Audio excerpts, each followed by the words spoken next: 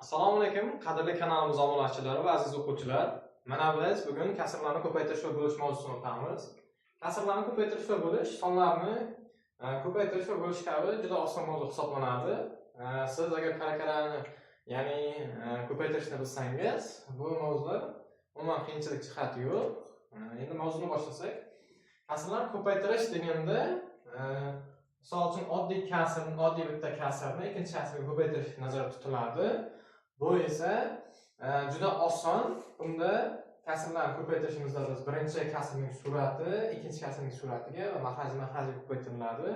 Misol uchun 2/3 ko'paytirib 3/5 ni ko'paytirib olsak, suratiga, ya'ni 2 ko'paytirib 3, maxraji 3, 5, 3 ko'paytirib 5.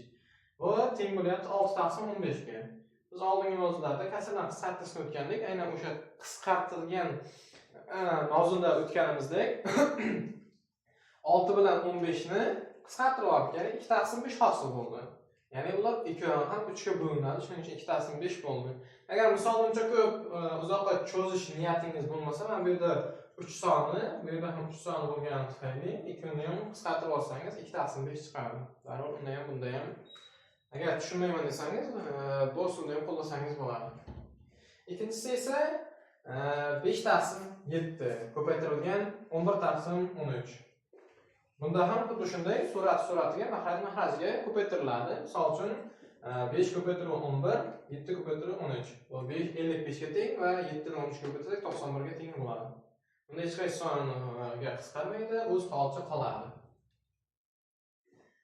Endi esa biz kasrlarni bo'lishga keldik. Kasrlarni bo'lish ham juda oson hisoblanadi. Kasrlarni bo'lish deganda qanaqa bo'ladi? Buni ham suratga, maxrajga bo'lish emas, balki birinchi kasr o'z holida, ikkinchi kasrni esa teskarisiga aylantirib qo'yamiz. Ya'ni maxrajni suratini maxrajga tushirib qo'yamiz. Misol uchun 3/4 bo'lingan 5/8. Bu yerda 3/4 ko'paytirilgan 8/5. Mana 5/8 soni 8/5 ga aylanyapti. Va bunda endi suratga, maxrajga ko'paytiramiz va qisqartirib qo'yamiz. Misol uchun 3 ko'paytirib 8, 4 ko'paytirib 5.